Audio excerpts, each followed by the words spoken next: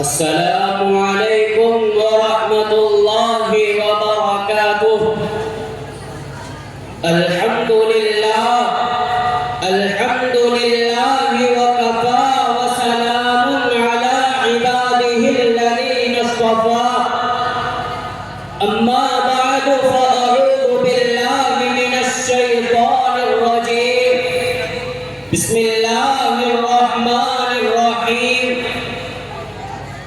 إن الله يأمر بالعدل والإحسان وإيتاء ذي القربى وينهى عن الفحشاء والمنكر والبغي يعظكم لعلكم تذكرون.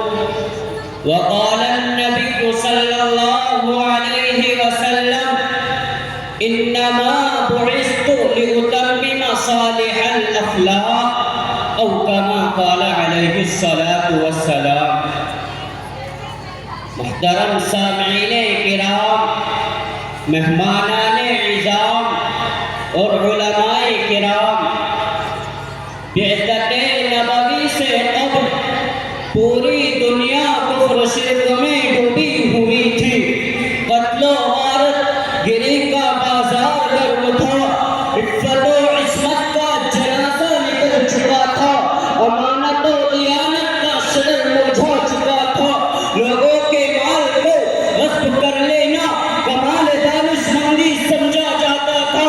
عورتوں کو حقیر ترین مخلوق سمجھ کر پیدا ہوتے ہی موت کی نیند سلا دیا جاتا تھا. بألفاظ قرآنی کنتم علی شفا حفرۃ من النار کا منظر تھا. ایسے وقت میں اللہ تبارک و تعالیٰ کو اپنے بندوں پر رحم آ گیا. سسکتی ہوئی انسانیت میں روح پھونکنے کے لیے عرب کے تپتے ہوئے صحرا پر محمد عربی صلی اللہ علیہ وسلم کا ظہور ہوا. سامعین باطن کی، آپ نے جہاں لوگوں کے عقائد کو درست کرنے کے لیے صدائے توحید بلند کی، عظمت الہی کو ہر وقت میں جمانے کے لیے متعدد عبادات کا حکم دیا، تو وہی لوگوں کے عادت و اخلاق کو سنوارنے کے لیے مختلف احکامات صادر فرمائے. چنانچہ صدق گوئی کی تلقین کرتے ہوئے اگر ایک طرف علیکم بالصدق فإن الصدق يهدي إلى البر وإن البر يهدي إلى الجنہ کو فرمان جاری کیا، تو دوسری طرف جھوٹ کی برائی بیان کرتے ہوئے فرمایا إياكم والكذب فإن الكذب يهدي إلى الفجور وإن الفجور يهدي إلى النار. آپ صلی اللہ علیہ وسلم نے دیانتداری کی اہمیت کو اس طور پر اجاگر کیا کہ اس کو ایمان کامل کی علامت قرار دیتے ہوئے جہاں لا ایمان لمن لا امانت لہ فرمایا، تو وہی خیانت کو منافق کی علامت قرار دیتے ہوئے فرمایا اذا اؤتمن خان ایفاء عہد کو جس میں دین بتلاتے ہوئے جہاں لا دین لمن لا امانت لہ کا فرمان صادر کیا، تو وہی بدعہدی کو منافق کی نشانی قرار دیتے ہوئے فرمایا اذا عہد غدر، رحم و کرم کی فضیلت کو بیان کرتے ہوئے فرمایا ارحموا اہل الارض یرحمکم من فی السماء، یعنی کرو مہربانی تم اہل زمین پر، خدا مہربان ہوگا عرش بری پر. چھوٹوں پر شفقت اور بڑوں کی عزت پر روشنی ڈالتے ہوئے فرمایا من لم یرحم صغیرنا ولم یعرف حق کبیرنا فلیس منا. والدین کے ساتھ حسن سلوک کرنے کو نماز کے بعد محبوب ترین نیکی قرار دیتے ہوئے جہاں پر والدین کا حکم دیا، تو وہی خدمت والدین کو جہاد سے اکثر بتلاتے ہوئے ایک صحابی کو جہاد میں جانے سے روک دیا.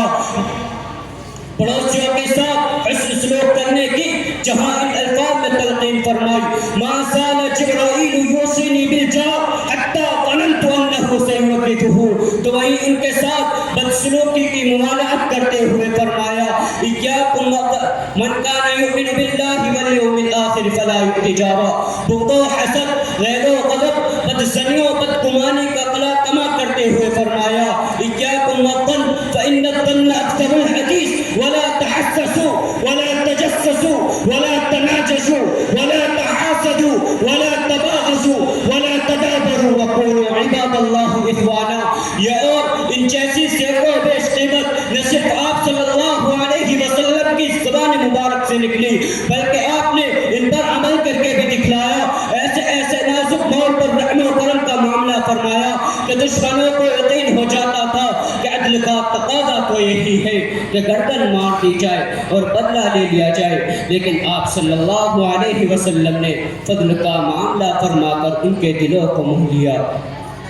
لیکن مسلمانوں، آج ہمارا حال یہ ہے کہ جب مسلمانوں کے بچے چھوٹے چھوٹے ہوتے ہیں تو ان کا صبح کو ہاتھ پکڑتے ہیں اور انہیں اسکول میں لے جاتے ہیں اور ان کا ہاتھ ماسٹرنیوں کے ہاتھ میں دے کر آتے ہیں۔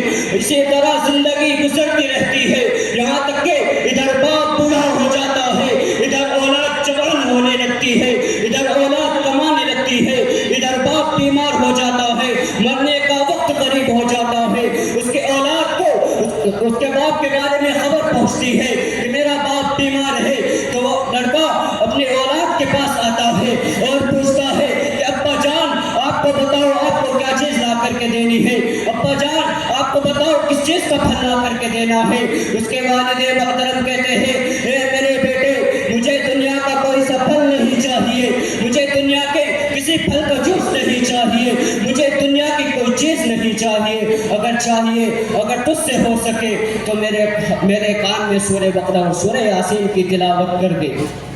مسلمانوں، ذرا دل کھول کر اور کان کھول کر اس بات کو سنو کہ اس کے اولاد کا جواب اس کے باپ کے حق میں کیا ہوتا ہے۔ وہ کہتا ہے ابا جان جب ہم چھوٹے چھوٹے سے ہوا کرتے تھے تو آپ ہمارا ہاتھ پکڑتے تھے اور اسکول میں لے جاتے تھے اور ہمارا ہاتھ ماسٹریوں کے ہاتھ میں دے کر کے آتے تھے، اور آپ کو بخوبی معلوم ہے کہ اسکول میں کس چیزوں کی پڑھائی ہوتی ہے اور مدرسوں میں کس چیز کی پڑھائی ہوتی ہے۔ ابا جان آپ نے کبھی ایسا تو نہ کیا کہ آپ نے ہمارا صبح کو ہاتھ پکڑا ہو اور کسی مدرسے میں لے کر کے گئے ہو اور کسی عالم قرآن کے ہاتھ میں ہمارا ہاتھ دیا ہو، کسی عالم قرآن کے ہاتھ میں ہمارا ہاتھ دیا ہو۔ ابا جان آپ کو بخوبی معلوم ہے کہ اسکول میں کس چیز کی پڑھائی ہوتی ہے اور مدرسوں میں کس چیز کی پڑھائی ہوتی ہے۔ ابا جان میں آپ کے کان میں ABCD تو پڑھ سکتا ہوں، لیکن سورہ بقرہ اور سورہ ناس میں آپ کے کان میں نہیں پڑھ سکتا۔ مسلمانوں، اس لیے علماء کرام کہتے ہیں کہ اپنے بچوں کو، ہمیں نہیں کہتے کہ اپنے بچوں کو ڈاکٹر نہ بناؤ، انجینئر نہ بناؤ، ہاں اپنے بچوں کو سب کچھ بناؤ، لیکن سب سے پہلے اسے عالم قرآن بناؤ، حافظ قرآن بناؤ۔ اللہ تعالیٰ سے دعا ہے کہ ہم سب کو کہنے سننے سے زیادہ عمل کی توفیق نصیب فرمائے، آمین۔ وآخر دعوانا الحمدللہ۔